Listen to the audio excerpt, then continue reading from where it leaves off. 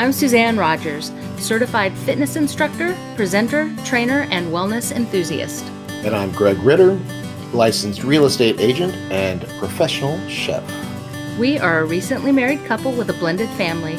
We invite you to spend a few minutes with us each week as we share our unique perspective on health, home life, and personal growth.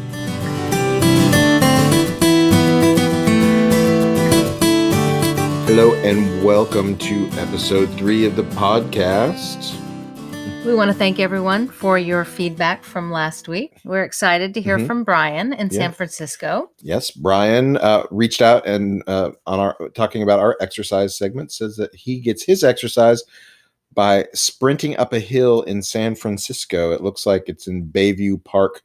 He says it's only 100 yards long. It takes about 45 seconds, but it really gets him a lot of intensity in a short period of time. And Rachel from Houston is inspired to resume her spin and weightlifting. So that's exciting that we have that in common. Absolutely.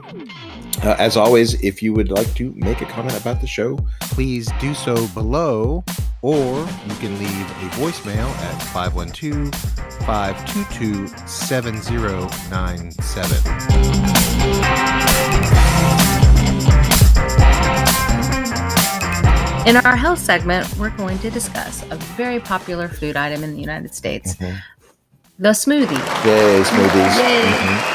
I love smoothies. In fact, it's how I start pretty much every single day. Ever.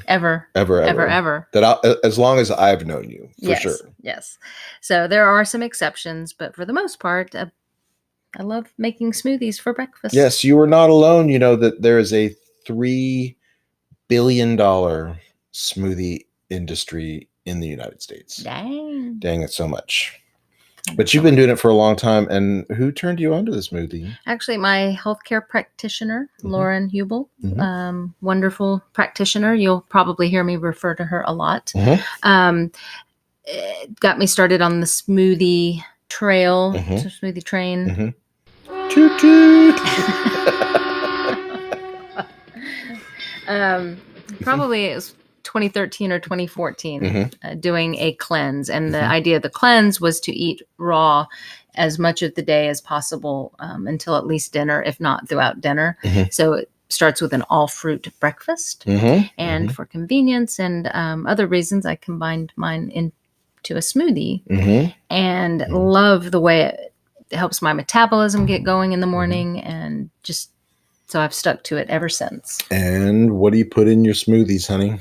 My smoothies consist of a green, which is typically spinach. Right. I might mix it up with some kale, mixed fruit. I like the frozen variety, so whatever blend that you like, strawberries, pineapples, mangoes, that kind of thing.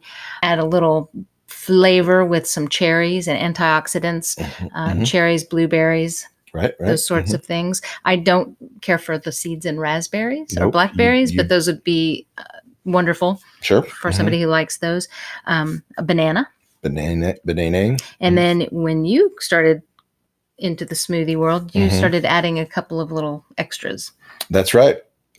I need a little bit more calorically dense breakfast. And so I hit it with some almond butter and coconut milk, and that adds some calories and some flavor and helps me to keep going a little bit longer on that type of breakfast. Yeah, it's really, really delicious too. It is mighty tasty, and it's special for me because it was one of the first things that you and I bonded on. It was, a thing that we could do culinarily together, and I remember the first time that, I got to make the smoothies, and it felt like a big deal, and I still really enjoy making the smoothies. And as we've said in the past, this is something that when we don't get to do it, we miss it, don't we? I miss the ritual of the smoothie, but my body misses the way that it kicks off my day. So I've grown dependent on that in a healthy way. But we also like the cost of it. Cost is nice. So when we make them at home, it's very affordable. Broke it down with those ingredients we talked about, and it comes out to about $2.50 a day per person, Mm-hmm. which if you're buying your smoothies out, you know that Mhm. we drink a 32-ounce smoothie Which is is going big. to cost probably 4 to 5 times that. It's going to be a Yeah. Juice Land, the Soup Peddler. Peddler, both places we love and encourage you to go visit, but they would not be $2.50. Yeah. Mhm. Yeah, wonderful places. Mhm. Love their different smoothies, their different ingredients. Yeah, tough to beat. And they've got all the cool stuff like bee pollen and Yeah. and what have you. But for $2.50, that's a good inexpensive start to the day. So Mhm. we know that there are many more exciting ingredients. In Mhm. fact, I've tried my own. I've tried just about every combo you can imagine. If you'll recall, Mhm. the savory smoothie. Savory smoothie. Mhm. Mhm. That can go into the failure column. Mhm. Yep. But Mhm. I just happen to have a few canned things at home, which that was mistake number one. Mhm. Any kind of fruit or vegetable canned is probably not going to be the best tasting. Mhm. But I had spinach, pumpkin, and beets. Yep. And blended that all together, and it was absolutely disgusting. Terrible. Oh, I think I added some avocado too. Oh yeah. Didn't Okay. help. Mhm. On the flip side of that, Chef David, a friend of mine, once while making a smoothie, put a huge wedge of chocolate cake in it. And Anything with chocolate cake is Yeah. going to be good. lo and behold, it was actually very good. Now, whether or not you want to start your day with a wedge of chocolate cake, maybe not the healthiest thing for you, but delicious, can confirm. So, the smoothie is an awesome way to either start your day as a meal supplement or a meal substitute. It's great for my metabolism, really kicks it off well. Yep. Is there something that you like to have for breakfast that you would like to share with us? Because we would appreciate it if you did.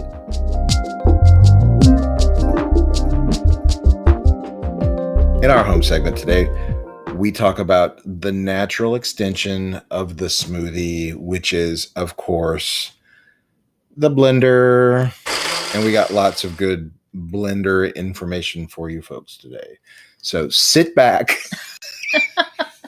and enjoy this blender ride. Hang on. Hang on to your frappe. Smoothie. So, to make our smoothies, we Mhm. use a Vitamix. Right, we do. And it is amazing. It is indeed. But it wasn't always like that, was it, dear? No.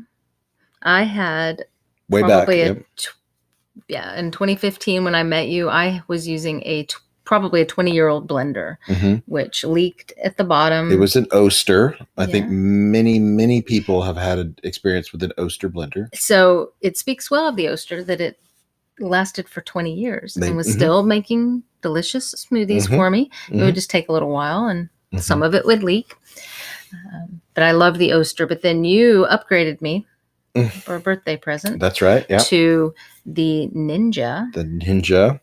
Oh, prior to that, though, my friend Susie had loaned me her Bullet. Oh, that's right. Which the would bullet. make the individual smoothie servings. So Yeah, with like 8 or 12 ounce, something like that. So that was a Smallish. really cool thing. So I used that, and then you upgraded me to the Ninja, which was awesome. The Ninja was kind of a breakthrough for us, wasn't it? It took us to the next level of speed and power. So anyway, but then we decided to upgrade to the Vitamix. The Vitamix is a professional level piece of equipment. We use the exact same model that Suzanne and I use at home. We use them in professional kitchens as well. You might have seen them demonstrated at trade shows or at stores. They're on the higher end price-wise, but well worth the investment. Yes, but a lot of people buy these sorts of things and don't use them very much. And since they're worth some money, people will sell them. So, long story short, I ended up picking up ours in a Wendy's parking lot. I bought it from a guy off of Craigslist, and it was under $200, which for a Vitamix is pretty good because they usually start above $300, and then they've got all kinds of different versions now that that can get up into the $500 range. But the Vitamix, the classic 2-speed Vitamix, no variable speed, just low and high, and then get the plunger that you can buy to go with it, because that thing fits it perfectly and doesn't come into contact with the blades. These things are crazy powerful, and they make the smoothest smoothies. I mean, that's what it does for me, right? Super fast. Blends all of our frozen ingredients in like less than a minute, maybe 2 minutes. Yeah, to get it really smooth, you give it a little time. But the thing I like about it, it makes both of our 32-ounce smoothies at the same time. So whereas with the Ninja, we'd have to make one smoothie at a time, this will make them both. Yep. But speaking of the Ninja, we've hung on to that because, like I said, we love the food processor. But the Ninja is perfect for something that needs a more coarse blend, such as homemade salsa. Right. Yeah. If you make salsa in the Vitamix, it can turn it into water on the quick. So Vitamix for smoothies, and the Ninja is good for salsa. Something that's also fun to do in the Vitamix is if you blend it long enough, it will actually start to heat, and you can actually make your own soup, hot soup, right there in the Vitamix. Yep, there are recipes for it.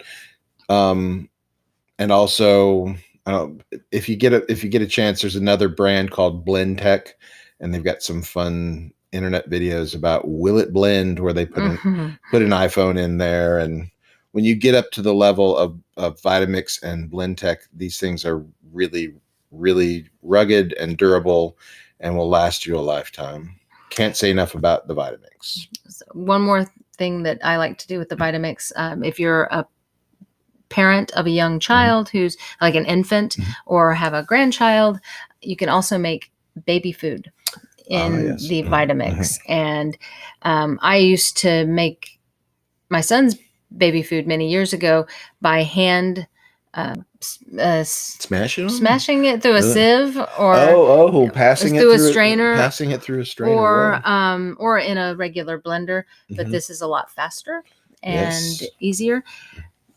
So one more tip I'll be happy to share some tips privately, or make you some baby food if you have an infant who's just starting down that food path. Yes. Suzanne's baby food is delicious. Susie Cubes.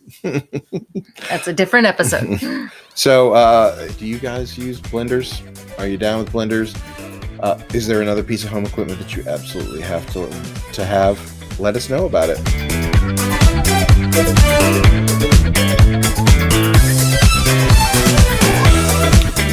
Finally, in our segment on inspiration, today we're going to cover the topic of willingness. So, willingness, according to the Internet Dictionary, is the quality or state of being prepared to do something, or readiness. So, willingness at some point became a spiritual word for me. It wasn't always that way, and probably in part because I wasn't always willing to do things. Right. I didn't have a spirit of willingness. Therefore, I lived in a state of resistance a lot.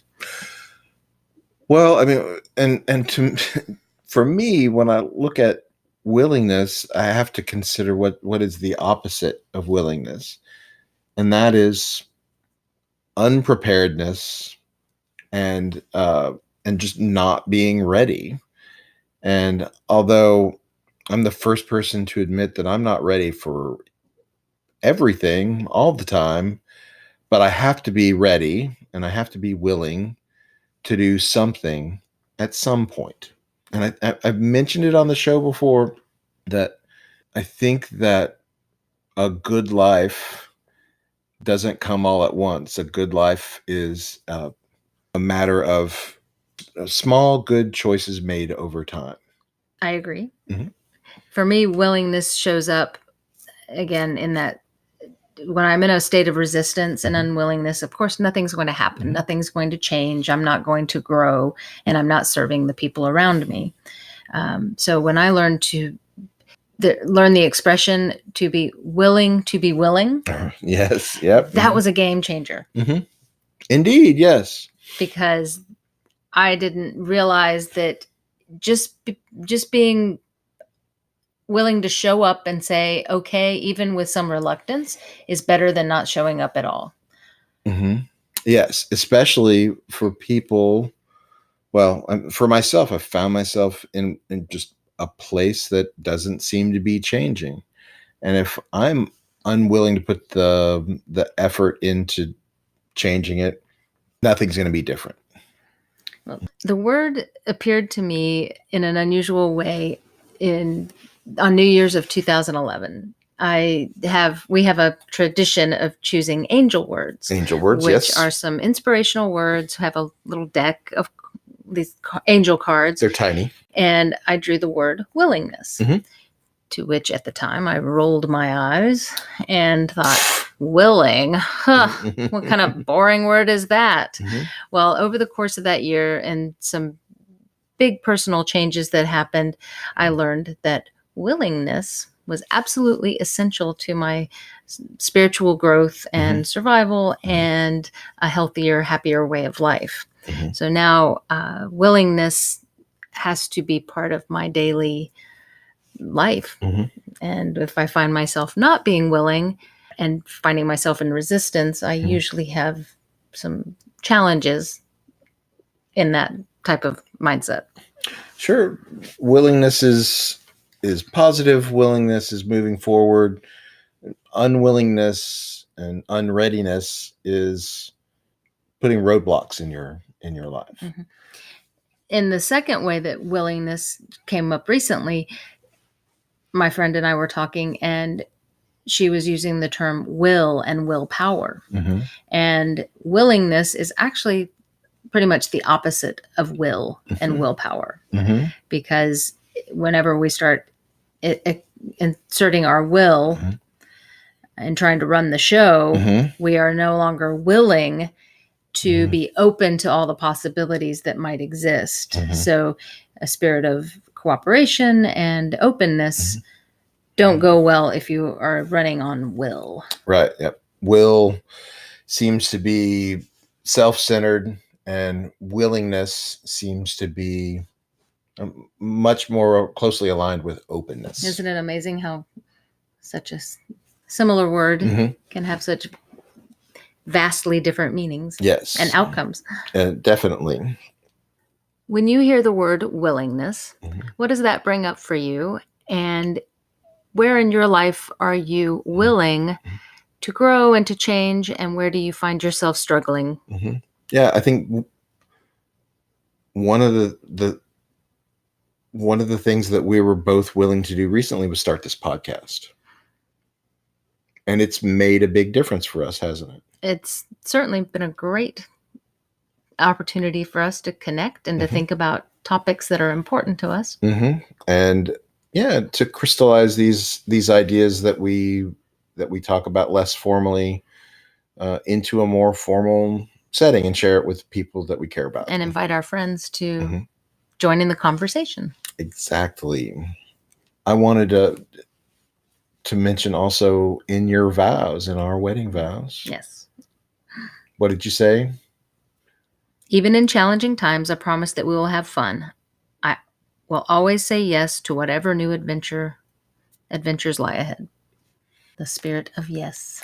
Spirit of yes. I mean, what could be wrong with that, right? I mean, obviously you don't want to, if someone comes up and says, hey, let's do something that's criminally irresponsible. Then you have to be willing to stand up for what you know to be true. There you go. There's a yes in everything. There is a yes. Getting to yes is not always easy, but find a way to get to be willing to find the yes. You used it again. All right. So where are you willing? People out there in podcast land. Let us know.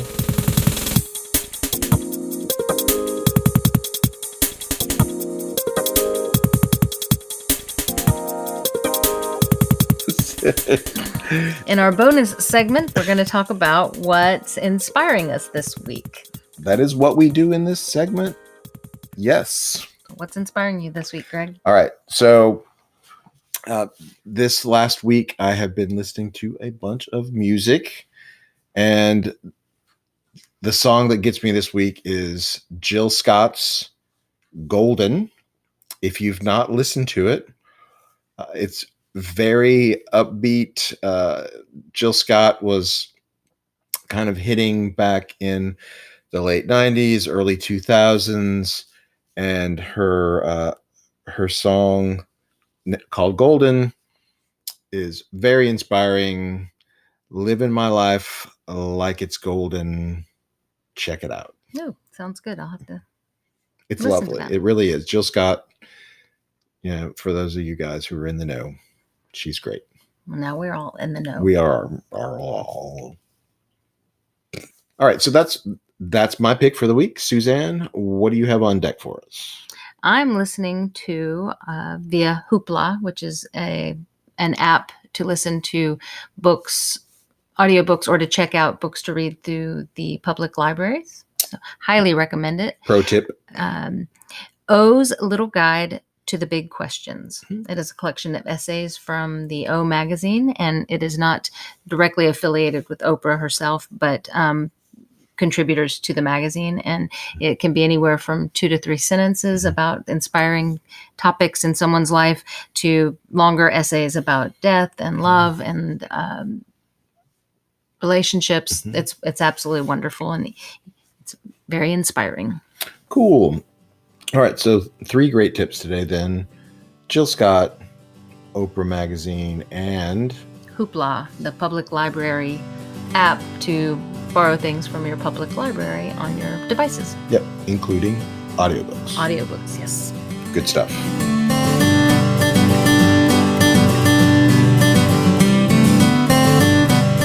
Thanks for listening. I'm Suzanne.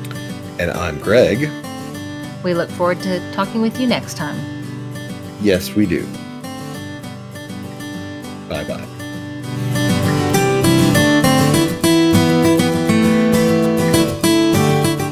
Thanks for spaghetti. Thanks for sticking.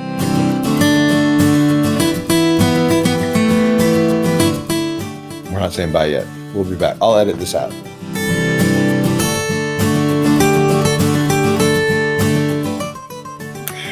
Need we say more?